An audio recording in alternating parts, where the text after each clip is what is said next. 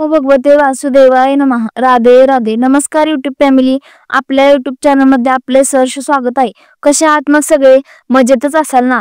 मग आपले व्हिडिओज पाहताय ना? मी आज तुमच्यासाठी कार्तिक मास अध्याय पठण सिरीज घेऊन आले आहे. तरी व्हिडिओ पूर्ण पहा व आपल्या व्हिडिओला लाईक तसेच आपल्या यूट्यूब चॅनलला सबस्क्राईब करा.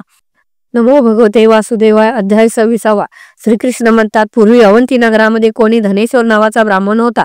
तो ब्राह्मणाचे कर्मापासून भ्रष्ट, दुष्टबुद्धी, पापकर्मे करणारा, मीठ गुळ वगैरे रस, लोकरींची वस्त्रे, कातडी यांचा व्यापार करणारा, वर खरे पण खोटे बोलून वागणारा, चोरी, वैश्यागमन, दारू पिणे, जुगार खेळणे असे कर्मे करून मनाला समाधान मानणारा असा होता. व्यापार करण्याकरता देशोदेश फिरता असता एकदा तो महिष्मती नगरीला आला. महिष्मत राजाने ते नगर केले म्हणून त्याला महिष्मती असे नाव पडले. पापनाशिनी नर्मदा नदीच्या तीराला ती नगरी आहे. तेथे कार्तिक व्रत करणारे नाना देशाचे लोक पुष्कळ आलेले पाहून विक्री करण्याकरता तो धनेश्वर तेथे 1 महिनाभर राहिला. तो विक्री करता माल घेऊन नर्मदेच्या तीरी यात्रेकरी लोकात फिरत असता स्नान, जप, देवपूजा करीत आहेत असे ब्राह्मण पाहता झाला. कोणी पुराण वाचत आहे, कोणी ऐकण्यात निमग्न आहेत, कोणी विष्णुप्रित्यर्थ नृत्य, गायन, वाद्य वाजवणे वगैरे काम करीत आहे, कोणी मुद्रा, गोपीचंद लावून अंगावर तुळशीच्या माळा धारण केले आहेत.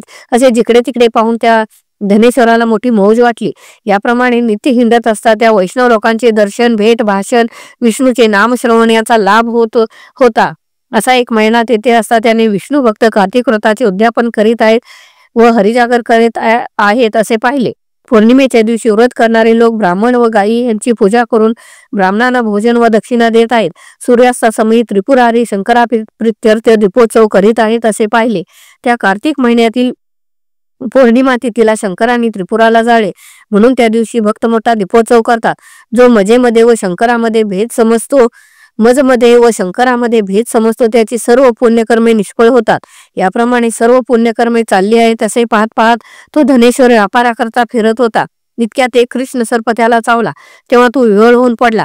तो असा पडलेला पाहून दयाळू लोक त्याच्या भोवती जमले व त्याने तो सावध होण्याकरता तुळशी मिश्रित पाणी त्याचे मुखावर शिंपडले व तोंडात गाठले. त्याने प्राण सोडले. त्याने प्राण सोडताच यमदूत त्याला रागाने बांधून चापकाने मारीत मारीत यमपुरीनं संयमिनेला नेते झाले. चित्रगुप्त त्याला पाहताच त्याची निर्वचना करून त्याने बाळपणापासून केलेली सर्व पातके यमाला सांगू लागला. चित्रगुप्त म्हणाला, हे यमा, याने उपजल्यापासून काही देखील पुण्य केले नाही. याने इतकी पापे केली आहेत की सांगण्याला 1 वर्षही पुरणार नाही. हा दुष्ट केवळ पापाची मूर्ती दिसत आहे, म्हणून कल्पांपर्यंत याने नरकात तळमळत पडावे. श्रीकृष्ण म्हणाले. याप्रमाणे चित्रगुप्ताचे भाषण ऐकून यम संतापला व आपले प्रलय काळाचे अग्निप्रमाणे उग्र प्रकट करून दूताला म्हणाला. यम म्हणतो, अरे प्रेतपतीनो, तुम्ही आपल्या मुदगुलांनी या दुष्ट पाप्याला मारीत मारीत कुंभीपाक नरकामध्ये टाकून द्या.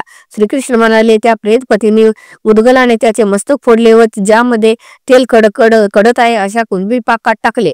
त्यास टाकता तो कुंभीपाक जसा पूर्वी प्रल्हादाचे रक्षणा करता अग्नी थंड झाला तसा थंड झाला. तो मोठा चमत्कार पाहून प्रेतपतींनी विस्मय वाटला व त्यामुळे ते धावत जाऊन यमाला सर्व हकीकत सांगू लागले. ते कोणी यमाने प्रत्यक्ष जाऊन पाहिले तेव्हा त्याला चमत्कार वाटून ओ हे काय आश्चर्य असे बोलून तो धनेश्वराला बोलून विचारू लागला. इतक्यात तेथे नारद आले. यमाने त्यांना पाहताच त्यांची पूजा करून त्यांना हे वर्तमान सांगितले. तेव्हा त्या धनेश्वराला पाहून नारद म्हणाले. नारद म्हणतात, हे अरुणनंदना यमा, हा नरक भोगण्याला योग्य नाही, कारण याच्या हातून शेवटी नरक भोग चुकवण्याजोगे पुण्य घडले आहे. जो कोणी मनुष्य पुण्यकर्म करणाऱ्यांचे दर्शन, स्पर्श व त्याच्याशी भाषण करील त्याला त्याचे पुण्याचे 6वा भाग निश्चयाने मिळतो. त्या धनेश्वराने कार्तिक व्रत करणाऱ्यांचे सख्य करून 1 महिना सहवास केला म्हणून त्याचे पुण्याचा भाग त्याला मिळाला व त्याची सेवा केली तिचे सर्व पुण्य याला मिळाले. म्हणून कार्तिक व्रतापासून किती पुण्य प्राप्त होते याची गणती नाही. कार्तिक व्रत करणाऱ्यांची पातकी कितीही मोठी असली तरी भक्तवत्सल विष्णू ती सर्व नाहीशी करतो.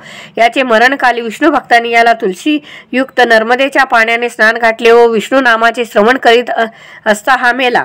म्हणून याची सर्व पापे गेली आहेत. वैश्वनाने याचवर अनुग्रह केलाय करिता हा नरक भोगण्यास योग्य नाही. याला सद्गतीच मिळाली पाहिजे.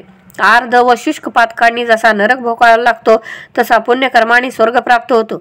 याच करता याचे हातून न कळत सहज पुण्य घडले आहे. म्हणून हा सर्व पापामुळे भोगावे लागणारे नरक पाहून नंतर यक्षाची योनीत राहील. श्रीकृष्ण म्हणाले. याप्रमाणे बोलून नारद गेल्यानंतर नारदाच्या भाषेने त्या धनेश्वराचे पुण्यकर्म ज्याला समजले आहे असा तो यम आपले दूताकडून त्या धनेश्वराला नरक दर्शन करून अनगता झाला. इति श्री कार्तिक मास महात्म्ये षड्भतशतीधोमोऽध्याय गौडः। नमो भगवते वासुदेवाय। ही व्हिडिओ आवडला असेल तर व्हिडिओला लाईक, शेअर, कमेंट व आपल्या युट्यूब चॅनलला सबस्क्राईब करा।